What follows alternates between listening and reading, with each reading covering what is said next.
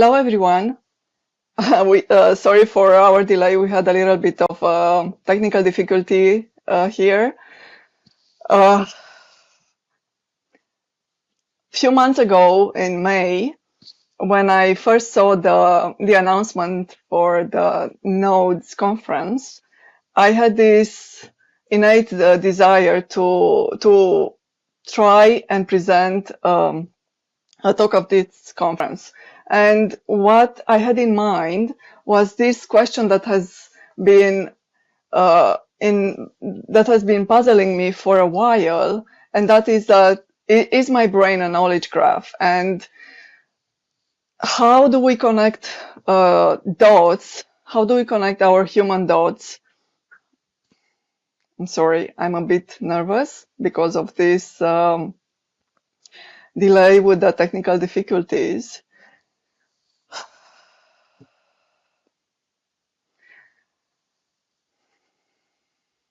Okay.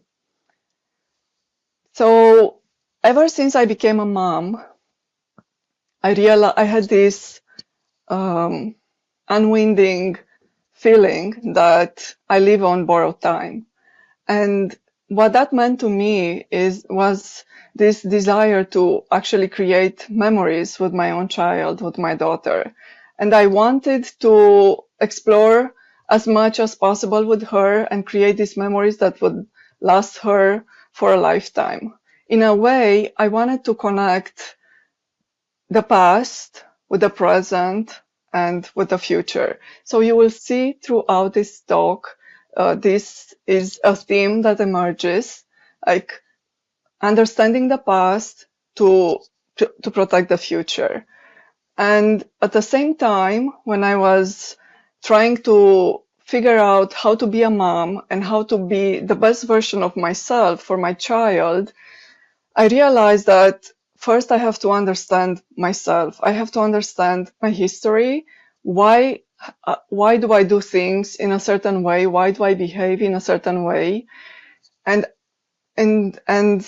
similarly, I wanted to understand how my career is progressing. Why do I tackle certain topics in the way that I do? Why do I solve problems the way that I do? And if anything emerges from this deep introspection. So while I was doing this search for my own identity, I realized and I came up with this metaphor of a double helix. So if you think about our human DNA, right, we have one strand from the father, another strand from the mother, and they are deeply intertwined and they define our biological makeup. In the same way, I formulated this theory, and well, it's rather a metaphor that I strongly believe in, is that each individual is actually formed of two strands. One is the professional strand of our own being, and the other one, the second one, is the person. And what I came to realize through exploring and really testing this metaphor is that these two strands are deeply, deeply intertwined, and the bond between these two strands of personal and professional is actually formed by communication. And what do I mean by that? In my own personal life, storytelling has been a very important component. It's core to my identity, and it has been with me ever since I was a little kid, and then throughout school, and later on teaching undergrad students, and then teaching my own child and help raising her, and communicating in my professional and personal life. So even though my background is math and computer science, so I'm deeply technical, storytelling has been at the core of my identity, both as a person and as a professional. And I want to say that storytelling has actually helped me progress in my career, even though it is very technical. Now, this presentation will have very little animation included, even though it's a talk about connecting dots, and you may expect this animation. I have tried that, but it turns out that my brain reacts very strangely to animated images, and I get severe motion sickness and I get dizzy. So I wanted to avoid that for myself and maybe some in the audience who may experience the same problem, and just include very, very little animation. Throughout the talk, I will uncover 3 important laws for cognition, and they manifest in our human cognition, but I consider them essential in the way we prepare for the future, for the agentic AI revolution, that it's all the rage right now. Few years back, when I started writing, storytelling, and I started publishing a blog, I came up, my first ever article was "Life is not a highly curated data set." And I'm gonna let all of you think about that. And if you take anything out of this talk, maybe it's these 2 brain lines on this slide. Life is not a highly curated data set, but instead, I am here to say now that life is a highly connected graph of knowledge. And what I will try to uncover throughout this talk is, how do we build this graph of knowledge, and how do we communicate it in a knowledge graph? After all, we are here at the Knowledge Graph Conference. And what does that mean for us as humans, and what does it mean for the future, for our communication with machines? So let's go. Have you ever wondered how you came up to be where you are right now? So after the little mishap at the beginning with the beginning of the talk, I wanna sit a little bit with this question. So how did I arrive right now in this moment, giving this talk to you at this prestigious conference? Well, before I answer that question, I wanna make a connection to the first story I'm gonna tell throughout my talk. So I will infuse this talk with a few personal stories, and this is the first one of them.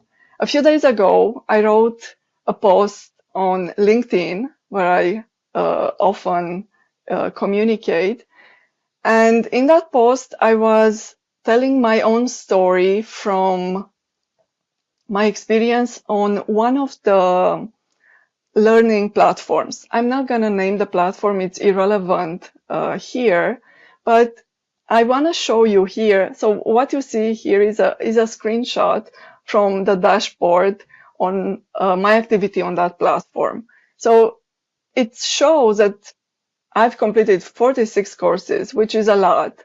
Now, my approach to learning on that platform was to treat it as a atomic habit. So each day I would take on part of a course. Maybe I would complete it depending on the difficulty of the course, depending on the time I had available. But throughout this experience, I built a large body of knowledge, which I kept track on LinkedIn. So I was evolving my own technical skills, and also I was evolving my storytelling. And long story short, after I posted that article providing my experience with that platform, somebody commented this on my post. Hey, Ramona, give us your top 3. And in that moment, I realized that I simply cannot answer that question. What they were asking was to provide a list of my favorite courses, but I really, from the top of my head, I could not come up with such a list. Instead, I realized that my answer would actually have to be connected to the talk I'm giving right now and how I arrived at the moment where I am today. So essentially, the answer to give us your top three would be an entire journey, not a destination of of a list of topics. And this is one of the themes that we'll be exploring in the coming slides. So let me first start with my first good anecdote. And this story is the one that established my desire to submit a talk to nodes and to share a rather funny personal anecdote, which it turns out has a lot of deep connections in how the memory works, the cognitive sciences, and so on.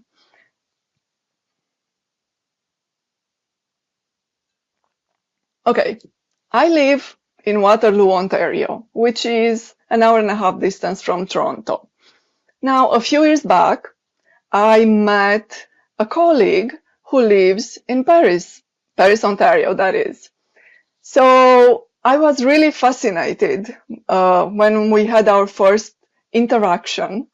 And while we were chatting, I just suddenly made a very witty comment. And I said, hey, I'm living in the city with the same name where Napoleon was defeated, while you live in the city with the same name where he was a ruler. And you can imagine that my colleague had kind of a wow moment, not initially making the connection. So I went on and explained why I made such a connection. And just for the fun of it, I want to show you the distance in steps, according to Google Maps. So on the left is my city and the city of my colleague, and on the right is Waterloo, which is in Belgium, and Paris, France. So Napoleon's army would have spent 62 hours, according to Google Maps, to march from Paris to Waterloo, where he was defeated. And if I were to perform the same journey from my city to Paris, Ontario, I would need a lot less than the 62 hours. So the point here is that, if I just say Waterloo and Paris, what exactly do I think of? And we have to be very, very specific about that. So the importance here is that I made a connection between myself, Ramona, Waterloo, and Napoleon. So here is how I built the story that I remember. We established a few important entities, right, which will be the nodes in my story. So I said a clever story. And then we identified the two cities, Paris, Waterloo, Ontario, myself, Napoleon. And for the life of me, I cannot remember the name of my colleague, but I can tell you with absolute certainty that I remember this story that I just shared with you. So I live in the city where Napoleon was defeated, while you live in the city where he was a ruler, but I don't remember the name of my colleague. So for those of you who are familiar with Neo4j, this would be the Neo4j graph. And so it turns out that what my brain performed has deep scientific root in this Zettelkasten method, which was developed by a German sociologist. And I'm sure that many of you here have witnessed this, which we sometimes refer to as a detective board. And in this board, we have we have the notes, right, that we write information on them. So according to the Zettelkasten method, those are atomic notes. And then we have all these notes are connected with each other, right, with the strings. And we have emergent structures. Now, the important point here in this method is when this method of organizing information, which is actually how the brain functions, is that we do not start with a predefined schema. We do not start with a predefined structure of how our memories form, but instead this structure emerges. And we can start anywhere in here, and we notice a pattern where in graph we'll call that a motif. And that is very, very important, because the brain will remember that pattern, and at a future time, when a similar situation may exhibit, the brain will remember that particular structure, and it will say, aha, that is what you actually have in mind.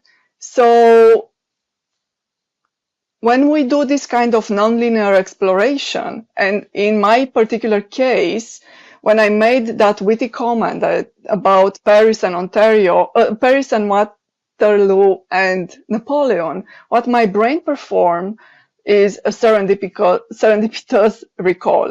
And I'm sure that this may have happened to you, you know, out of the blue. Maybe you experience it as a deja vu kind of moment, but if you want to remember how this is called, is a serendipitous recall. And I have witnessed in my own life more and more and more of these serendipitous recalls. So now I'm gonna trust myself that what is actually happening is deeply rooted in sociology and in brain science.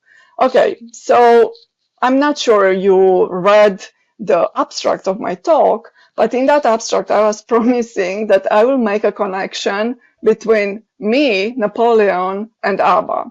So up to this point, this is okay.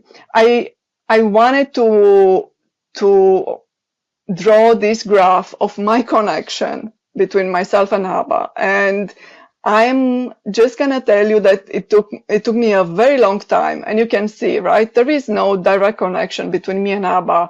Yes, we share the name of the city where I live is the same with the name of the song that ABBA won Eurovision. And it turns out that the year in which that happened is the year I was born. And I was told that by my daughter. And I was really stressing out the fact that I promised the audience that I will make a connection with ABBA. And here I was spending countless hours, and I couldn't model this memory, this graph, in a way that I could actually show you that I'm connected to ABBA. So then I realized that my story evolves, and my brain says that there is a connection between me and ABBA, and maybe I cannot represent it in a directed acyclic graph, but I can create that connection myself. So then that's what I did, and I created a new relationship where you can see that I am connected to ABBA. Okay, so it turns out that we don't do this, we don't create these memories by accident. And once I realized and I saw that connection, right, why did my brain decided to make that innate connection? And I wanted to take you a little back to this deeply known quote belonging to Maya Angelou that says that essentially we only remember how people made us feel. So that led me to a rabbit hole of actually understanding where this is coming from.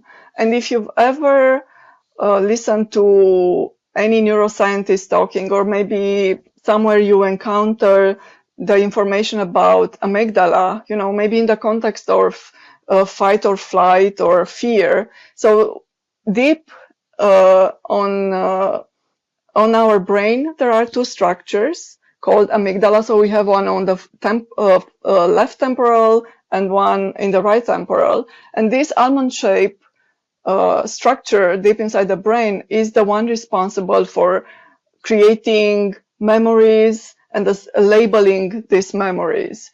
So essentially, in the context of the story with my colleague, yes, I did not remember his name. I remember the story, and more importantly, if we are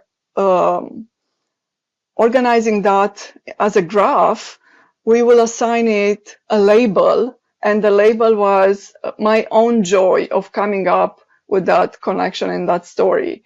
So in this talk, I will outline 3 laws of cognition that are very that is how our brain functions, and is very important with respect to the agents. So law number 1 says that we prioritize context over content, and amygdala is the important biological component that actually makes this possible. Okay, so I have showed you, I shared with you the story about connecting with ABBA, but this is more than a memory. I actually have physical notes, and I realized that we're very close in time, so I'm gonna try to speed this a little bit. So these are my physical notes that I have from watching this concert together with my daughter. And you can say the first one was in 2014, and she was little because we went to the matinee. And the second time I watched this show was in 2019. So all I can say is that I have loved ABBA, and I grew up with this as a kid. And I never thought that I will see a concert with ABBA, but this band, a rival from Sweden, I went there and I just closed my eyes, and it was like being transported in time and listening to this band that I love so much. Okay, so once we have a memory, the question is that memory transforming? And I'm gonna show you what you see here is a scene from the feeding machines in modern times. This is a movie, a silent movie created and directed and starring with Charlie Chaplin. So when I saw this scene, so I remember this vividly from my childhood in communist Romania, and I remember this scene with the workers in a company, right? They wanted to automate the feeding part. So as a kid, I viewed this as really, really hilarious and funny. Well, decades later, I got to see this movie with live symphony orchestra together with my daughter. And seeing the movie through the eyes of an adult, it was a totally different experience. And I understood then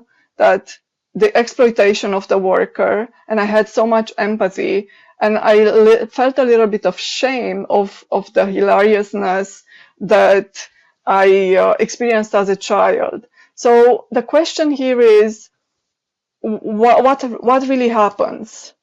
Does the memory transform, or it remains the same?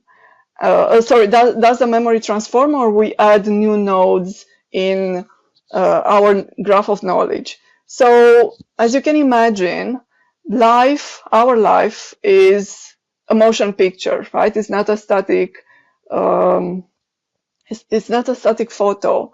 And this is how the second law emerges to embrace the continuous transformation of memory.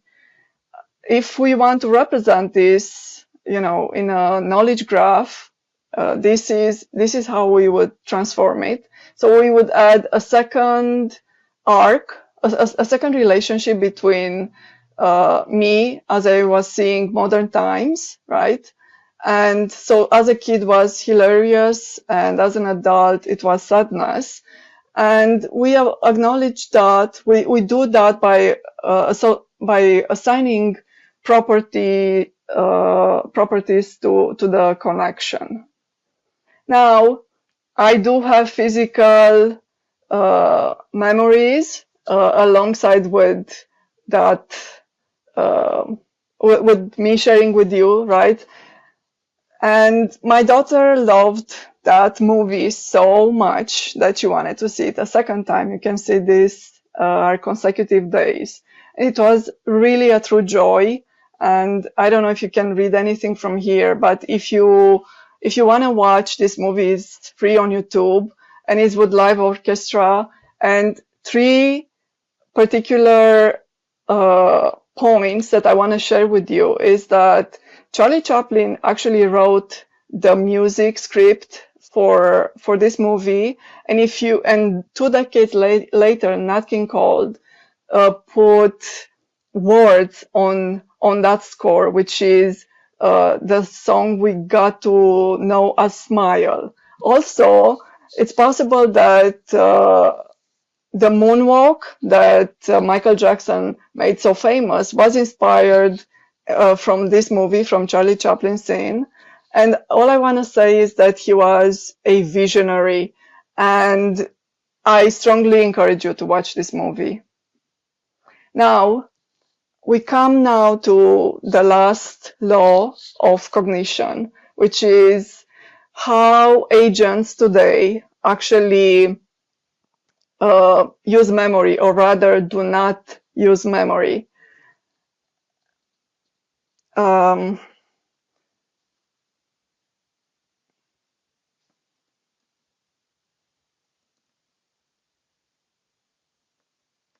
Okay, so the agentic memory of today is essentially stateless. We really have the agents just have a short-term memory, and what we want to achieve is a long-term persistent memory, because us as humans, we have a persistent memory, and the agentic memory is really we have brilliant conversations with them, but they are really adapting to a prompt. And agents' memory does not evolve the understanding. So they don't learn from their communication with us outside of the prompt that, the context window where we chat with them. State of the art in agentic, the agentic MEM and reasoning bank are evolving towards using label property graphs to store the persistent memories. So they are influenced by the way our brain works, and it seems that this is the future. And we want the agents to learn from strategy, which is both success and failure, and we don't want them to just learn from trajectories. And I think I am, coming at the end of my talk. So what I wanted to convey in this talk is that we are humans, and we want to stay grounded, and we want to find the identity that we have. We want to find our stories. We want to find the people in our stories that keep ourselves grounded, and we want to understand the past to protect the future. And for me, one of the grounding moments and one of the true cores of my identity is the love for the symphony orchestra. So throughout this talk, I wanted to share a few stories. I was a little bit late in my delivery, and please find your people, find your anchors, and maintain your agency when working with AI. We cannot we have to stay in charge, and we have to find our strong ground. Thank you very much. I appreciate you being here today. Thank you, Neo4j, for everything, including the hoodie, and I hope you have a wonderful day.